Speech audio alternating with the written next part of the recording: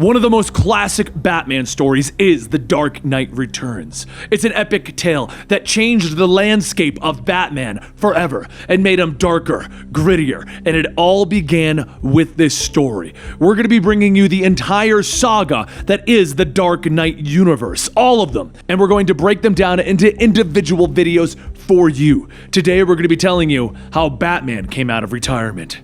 I hope you enjoy this. It's been 10 years since Gotham had Batman watch over the streets. And in that time, the most terrifying gang known as the Mutants has steadily risen to gain control over Gotham. So much that they've even publicly threatened Commissioner Gordon as he approaches his retirement on his 70th birthday. Later that night, Bruce meets with Jim to have a drink and a toast to Batman after having survived long enough to retire. Bruce says he didn't, but Bruce Wayne is alive and well. Jim lights a cigar and he asks how Dick Grayson has been, and Bruce tells him that he knows that he hasn't spoken to him in 7 years. But before Jim could ask any further, Bruce then says that perhaps it's best that they call it a night. He turns to leave and Jim squeezes his shoulder, telling him that what he needs is a woman in his life. But as Bruce is leaving, he thinks that Jim may think he knows what he needs, but the creature inside of him riffs and snarls, telling him that there is something else that he needs. Because the night comes, and with it, the city smell. A smell that calls out to him, the Batman. Bruce looks at the street light and he thinks that he brought him here again. The very place where he was born, to show him how little everything has changed. Just then, two men appear with knives, talking to each other, asking if they should cut this one up. They do have a quota to meet. And based on instinct, Bruce grits his teeth and he puts his back to a post. He gets ready for whatever the thugs decide to do. And one of the thugs says they can't get into murders when the victim is into it. They should just hit up the arcade.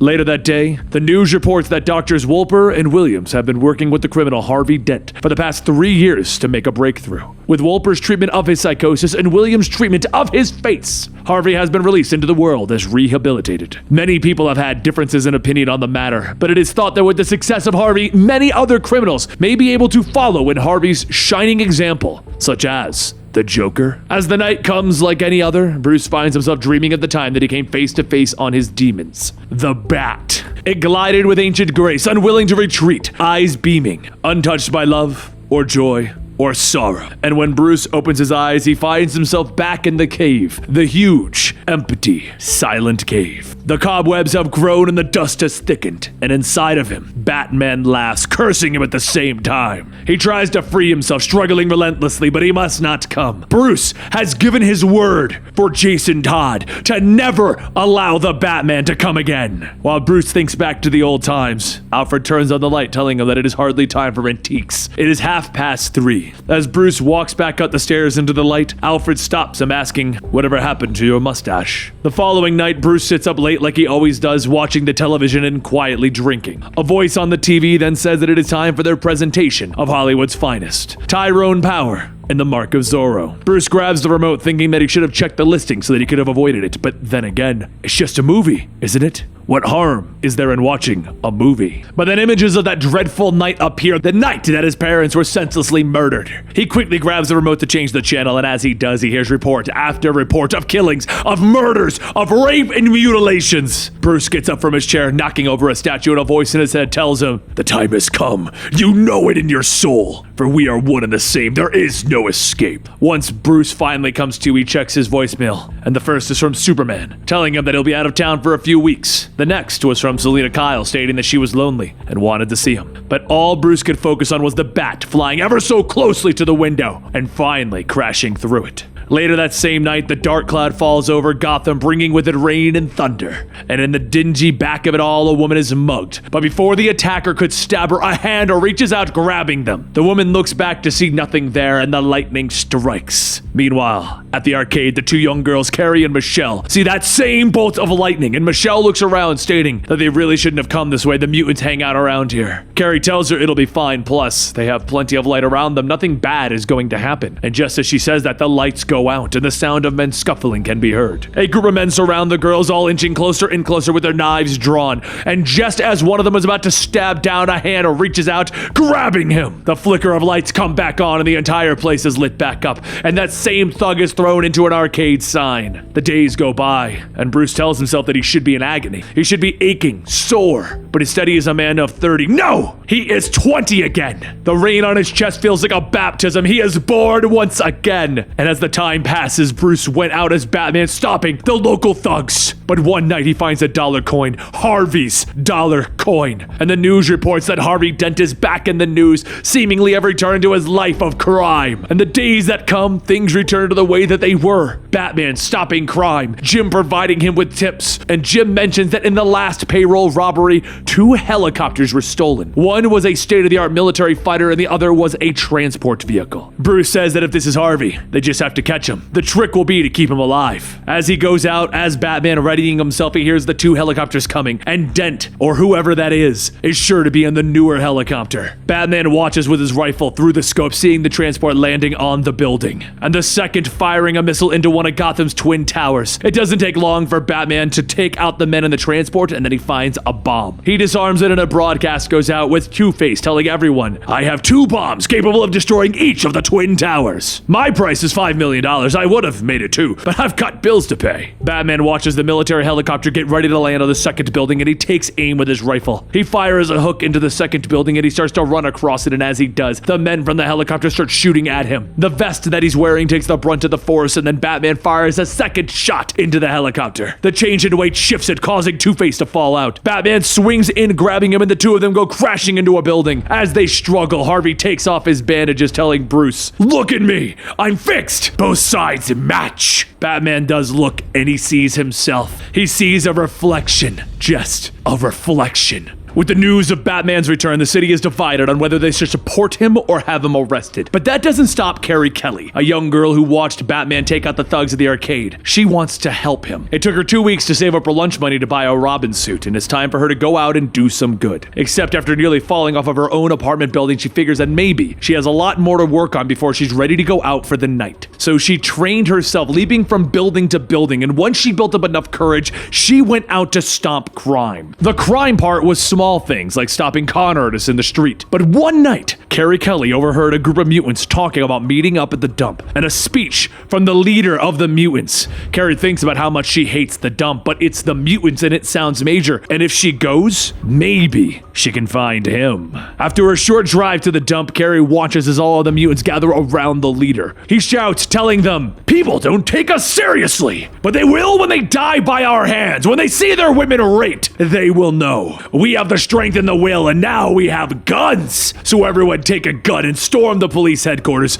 Kill and kill and kill. I want the head of Old Man Gordon. And while you're doing that, I'm going to go out and crush that fool, Batman." But as he finishes, an explosion goes off behind him, and Batman rolls up, and the Bat Tank. Without even being given an order, everyone turns and they begin to shoot at this Batmobile. However, all of the grenades and the rockets just bounce off, and they end up doing more harm to the mutants than the vehicle itself. Batman opens up and he shoots back, hitting everyone with rubber bullets, and once the last of them are down, Batman drives up to the leader. The leader shouts for him to come out and face him like a man! And Bruce thinks, there he is, an evil that we've never even dreamed of, right in my sights. Just then Alfred radios in, stating that the weapons have been shut down, and Batman tells him, "This is why I can't have a back door. I might have attempted to use it." Instead, he jumps out of the tank to take the fight straight to the leader. And it would seem that Batman himself has the upper hand until his age begins to play a factor and his moves grow slower. The leader slams Batman into the ground, and Batman tells himself, "I still have a shot. Ribs intact. There's no internal bleeding." The leader reaches up to pick him back up, and Batman lunges forward first, crushing his face, shattering the leader's nose. But the idiot, he starts laughing. Batman begins to punch at the man, and then Batman stops to catch his breath as the man asks, "Getting tired, old man?" He gets up to attack Batman, beating him senselessly, and the more and more that Batman is hit, he thinks that this wouldn't have happened if Dick Grayson was here. Where is Robin? He was always his little monkey wrench. From the corner of his eye, Batman sees him. Except, it's not the Robin that he expected, it's Carrie. She leaps in on the leader's head, pulling him away from Batman, giving Batman enough time to put a capsule into the leader's face. As Batman lays there, Carrie checks on him, confirming that Batman is still alive. The hatch to the tank opens, and Alfred hits over the comms, telling her, help him in, and once she's done, you can run along home. However, Carrie doesn't leave, and instead she goes inside to help patch up Batman. Alfred tells her to stay out of the way of his sensors, but she doesn't listen and continues to work silently. Once she's finished, Batman begins to wake back up, and he asks Carrie where she learned to make a splint. She tells him the Girl Scouts, and Batman asks for her name. She waits for a moment and says that her name is Carrie Kelly, or Robin. Bruce smiles, telling her that his name is Bruce. And over the radio, Alfred tells him, you're just delirious. Try not to speak anymore. We're going to the hospital. Bruce reaches out for Carrie's hand, telling him, no, we're going to the cave, and Robin comes with us. Later in the cave, Bruce walks out stripping himself of the costume, and Carrie begins to look around. As she stands there, she finds herself staring at the old Robin costume that Bruce has on display. And a few moments later, she feels a hand on her shoulders. She turns back and she hugs him. As Alfred begins to treat Bruce, the two talk, and Alfred mentions that his judgment might be impaired about the girl. Bruce tells him that Carrie is perfect. She's young, smart, and brave. With her, he might be able to stop this mutant nonsense once and for all. Alfred then asks if he's forgotten what happened to Jason, and Bruce grabs the cowl, stating, I will never forget what happened to Jason. He was a good soldier. I've honored him, but the war must go on. Bruce then turns to Carrie, telling her that her training begins tomorrow. It'll be weeks before she's ready for direct contact with the enemy. And as those weeks pass, Bruce explains to Carrie that she is in her mutant's costume, and that he has the details on tonight's plan. If she alters it in any way, takes any chances, she's fired, and with that, the two head out. Once Carrie gets to the arcade, she walks by a pair of thugs who begin to hit on her. She tells them that the leader will take their faces if they touch her, and one of them says that he figured that she was his main squeeze.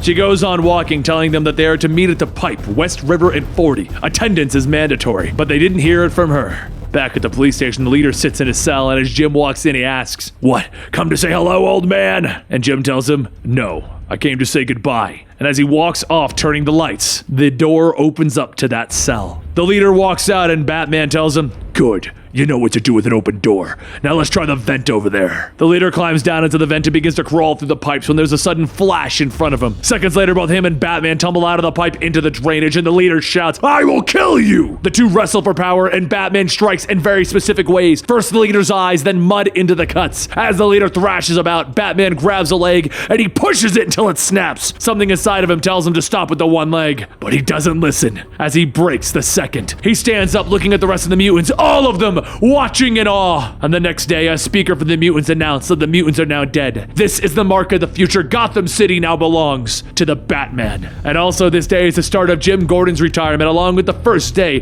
that Ellen Yindel is the new commissioner of the police. As the wheels of Gotham are turning, so is the new age, one where Batman has stopped the mutant gang threat, and Jim Gordon can go home knowing that all is well for once in his city. As the night comes, Bruce stares out his window thinking about how the wind rises, blowing the dead leaves around, and how the wolf howls at the moon. He then smiles, saying that he knows how the wolf feels now. There you have it, the first part to our Dark Knight saga, right here at Comicstorian. Now make sure you subscribe to get the next part of the Dark Knight saga. We're going to be telling it to you next Thursday and every Thursday after that, unless there's a problem. Don't forget to click the little bell button to get a notification as to when videos go live on this channel, or just check back every Thursday to find the next part of the Dark Knight saga. The playlist for it will be right here, which will have a lot more videos as the series goes on, and you can find something recommended by YouTube right over here. I'll see you next time at Comicstorian.